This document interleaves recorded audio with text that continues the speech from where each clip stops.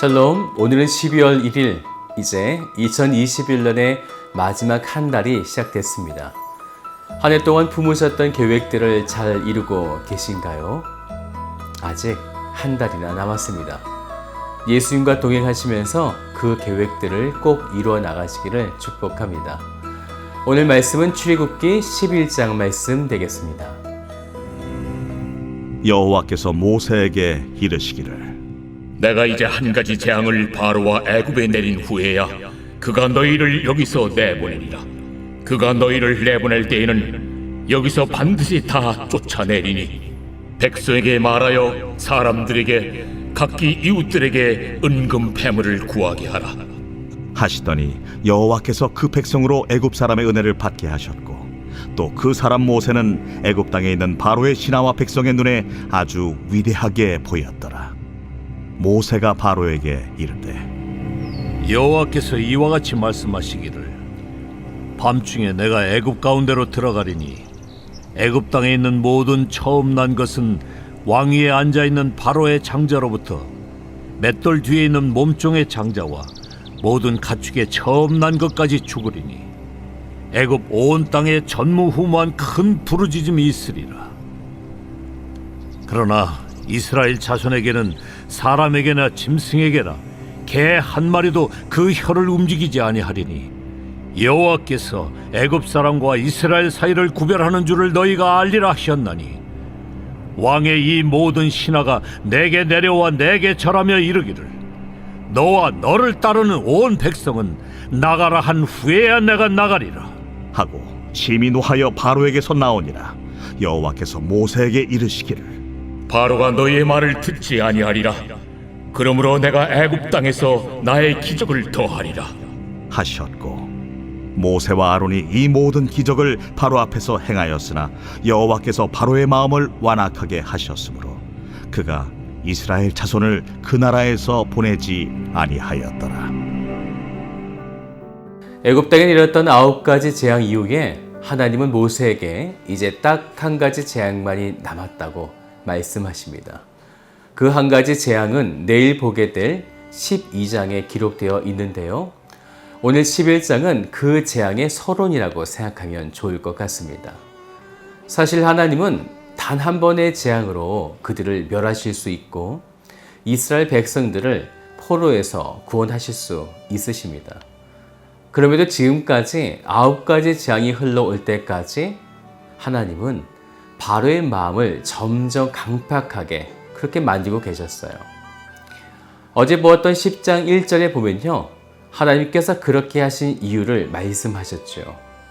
말씀을 좀 보면요, 그의 마음과 그의 신하들의 마음을 완강하게 함은 나의 표징을 그들 중에 보이기 위함이며. 우리의 믿음 생활 가운데 우리를 힘들게 하는 직장 상사가 있죠.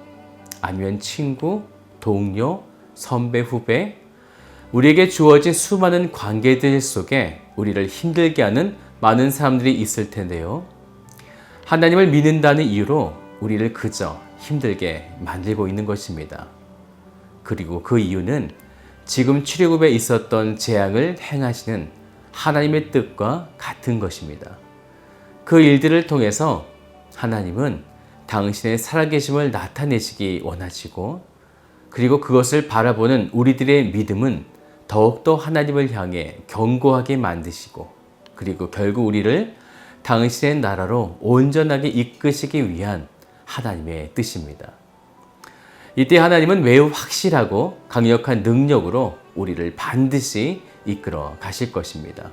왜냐하면요, 우리에게는 너무나 많은 유혹들이 펼쳐져 있기 때문입니다. 우리 주위에 더 악한 일들이 일어나고 좋지 못한 일들이 일어날 때 여러분들은 눈을 들어서 살아계신 하나님을 바라보십시오. 지금 하나님이 당신의 살아계심을 분명하게 여러분의 인생 가운데 나타내어 주실 것입니다. 이제 마지막 10번째 재앙이 있으리라 이렇게 하나님께서 모세에게 말씀하시게 됩니다. 마지막 재앙은 5절인데요. 애굽 땅에 있는 모든 처음 난 것은 땅 위에 앉아있는 바로의 장자로부터 맷돌 뒤에 몸종의 장자와 모든 가축의 처음 난 것까지 죽으리니. 이러한 고통과 아픔은 애굽 온 땅에 전무후무한 큰 사건임을 하나님은 말씀하고 계십니다.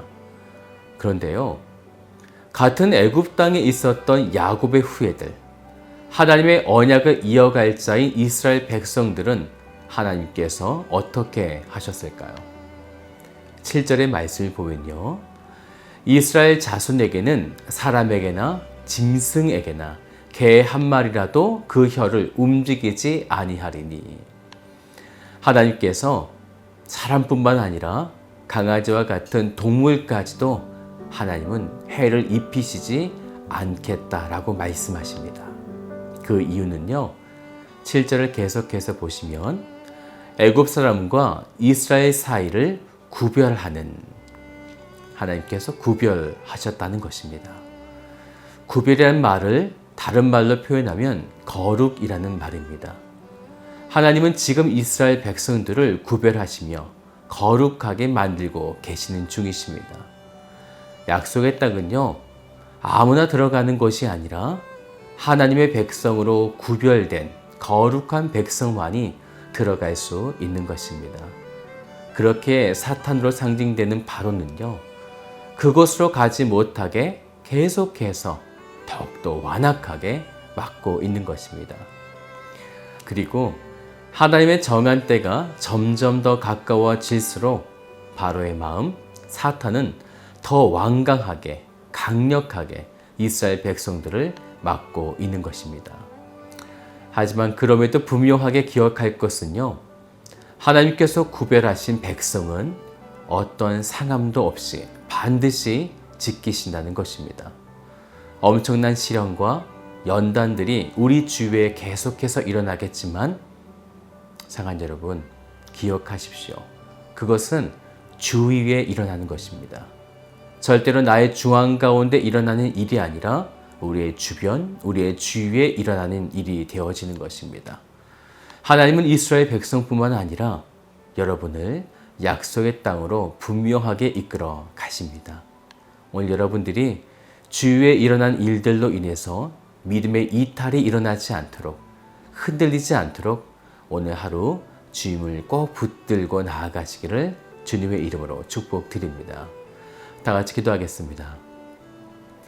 우리를 끝까지 이끌어 가시고 우리를 견인하시는 살아계신 아버지 하나님, 우리의 믿음이 연약하여 하나님께서 우리에게 허락하여 주신 그 믿음을 지켜내지 못할 때가 너무나 많이 있지만, 하지만 그럼에도 하나님의 약속은 분명하고 하나님은 분명히 우리를 거룩하게 구별하셨기에 우리를 반드시 약속의 땅으로 이끌어 가시리라 믿습니다. 오늘 사랑하는 당신의 백성들이 하나님의 그 언약의 말씀을 기억할 수 있도록 인도하여 주셔서 주와 동행하며 주의 말씀을 기억하며 나아가는 복된 하루가 되도록 이끌어 주시옵소서.